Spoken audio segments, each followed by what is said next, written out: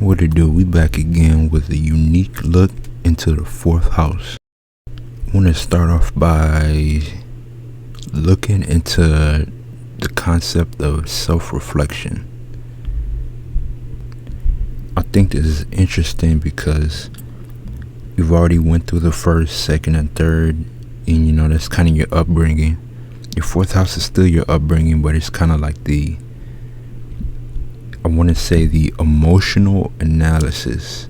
Now I'm gonna speak on this a little later. The fourth house sextiles the sixth house. The sixth house is of analysis. The way I interpret it is the fourth house can be looked at sometimes as emotional analysis. So looking at the first, second, and third, and going through those houses, once you get to the fourth, you can kind of say it's how you feel. It's like your emotional stance on your surroundings, or basically what you process. It's your emotional stance on what you process. So if you grew up in a impoverished neighborhood, then you might not have a sturdy. Well, you just might have a certain type of emotional stance growing up, and it might echo throughout life. Versus if you grew up with having your needs met, your basic needs met, you may have another set of emotional stances on certain things. In the third house video, I said that the third house is you processing your surroundings, and however you process those surroundings eventually is going to lead in how you feel on those processes.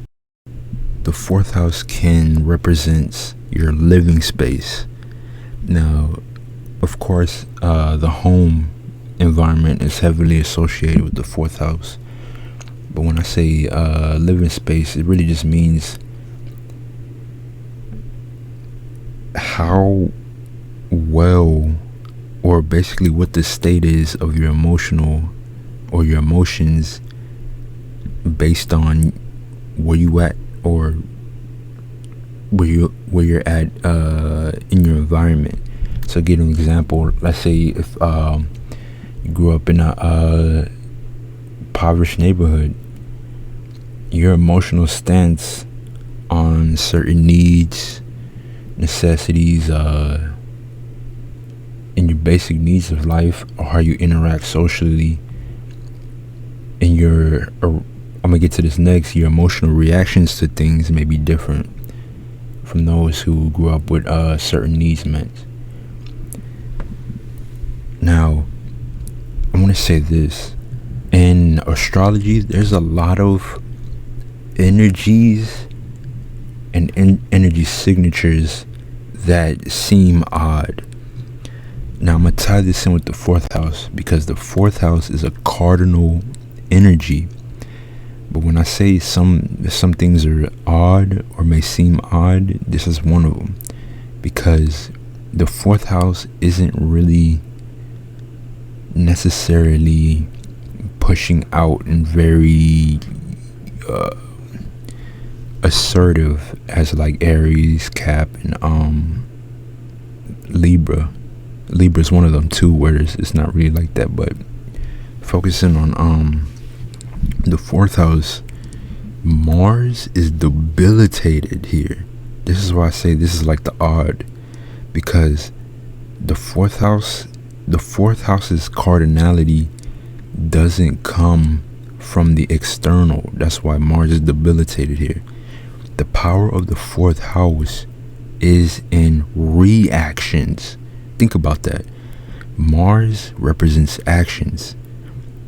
Mars is debilitated in the fourth house. So where Mars gets its where the fourth house gets its power is in reactions, or not reacting. And I find this interesting, and you can do this with it's mainly certain energy signatures, modalities, and elements, and I'm gonna make another video on that. the fourth house can represent reactions because, the fourth house is a water sign. Water itself is always going to be harmonious with earth. This is why this house always sextiles the second house, or Taurus, and always sextiles Virgo, or the sixth house. And it's always going to be on the polar axis of the 10th house, or Capricorn. But the reason why this is important is because a lot of people say that, the fourth house energy can be very passive aggressive. But that is really where that energy comes from. Or when you say, you hear that phrase, you don't want me backed into a corner. That is the fourth house energy, because the power is in reactions. It's a defensive energy. Think about that's why it's so important for people with fourth house energy to really, really examine and be careful about what's in your environment more than any other energy. Because of this, a lot of your life's themes, energies, cycles play out of what your reaction to.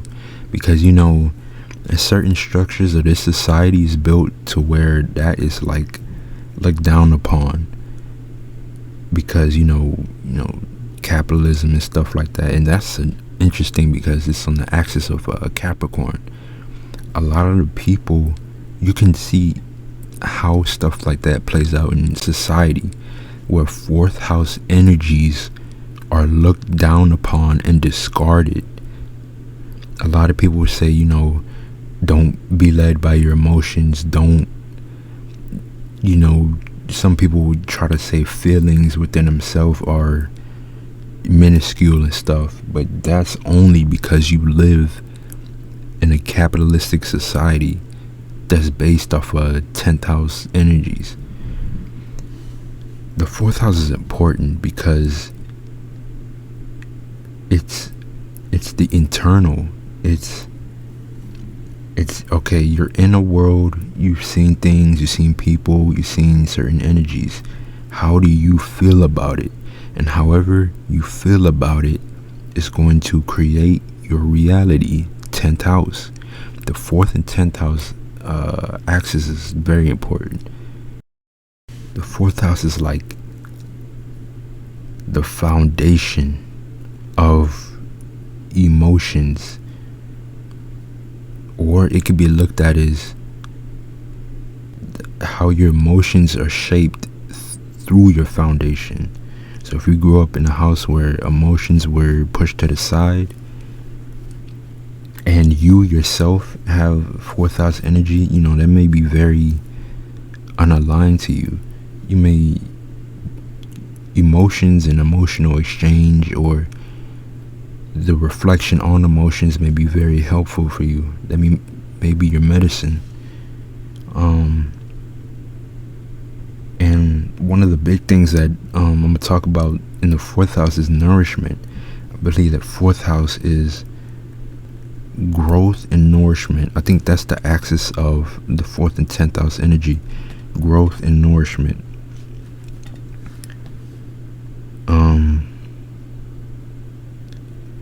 I think of the 2nd house. Think of if you're growing a plant. Aries, or 1st house is the seed. The 2nd house is the soil. It's the base that you put the seed in, and the rich soil that can feed it nutrients. The 3rd house is kind of the 3rd house for a plant is almost like interacting with the elements, communicating with the elements. Do you have enough sunlight? Do you have enough airflow? Is your soil damp? It's like the many mutable things that you have to look over and handle and communicate with the plant. Now, once you recognize and assess all of that, then you move to the fourth house of the plant. What? And another thing with the third house for a plant is the environment. Is it in the right environment? And then that will lead it to the fourth house. If it is in the right environment, then of course it's going to grow well. If you're taking care of it, that's like a fourth house phrase, taking care of something. If you're taking care of it greatly, then it will be looked at as that was a very nourishing plant, or you nourished the plant to its best growth. If the plant is not grown in the right environment, then obviously that plant was not nourished well. It didn't grow well because it did not get its basic needs. The second and fourth house are like needs. What you value. A plant values nourishment. It has to grow. That's one of the many purposes of a plant, is for it to grow, and so it can bear fruit, and getting down the line in the energies. I love to say that the fourth house is space within space. Now think of the first house. You already have your own individual vessel, but not to get too negative, if you see a corpse is still a vessel, but it doesn't have any emotion in it. Think of the word emotion, energy in motion. If you look at a corpse has no motion because it doesn't have any life in it. So you can, I usually say that all the water houses represent life, but you can look at the fourth house of the foundation of life, or how the foundation of how you assess things from an emotional standpoint, or just basically the foundation of who you are inside. I also like to think that the fourth house is genetic vibration. Think about it, like we were talking about a plant. All plants don't grow the same, all plants don't grow in the same environment, and all plants don't have the same genetic genes.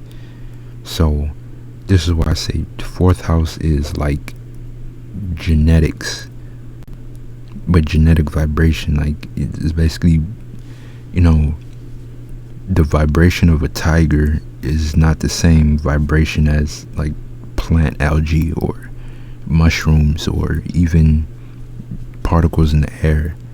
It's just like the vibration which you're on. Something else that came to me was, I think the signature of a baby being in the womb for 9 months, that's heavily again, this is like another thing with like shared energies. You can look at that as basically the whole internal pattern of it. You can think of that as the second, fourth, sixth, but just focusing on the fourth, I think is heavily dealt with the 9-month nurturing within the womb, because the baby itself is not eating. Well, it is, but the mother is eating for it. So think of it like this, like you can look at it like the mother is the second house. Like, the baby values it, it needs it.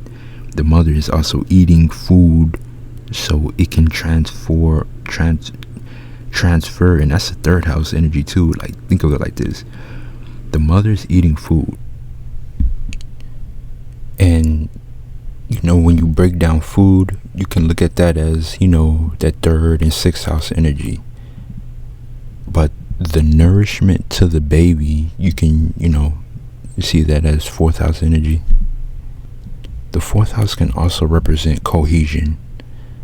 If in the third house you're processing your environment, the people, the things in there, the fourth house is where you find out what you vibe with. That's about it, at least for now, for the fourth house. The fourth house is very important. And thank you for watching, and see you in the fifth house.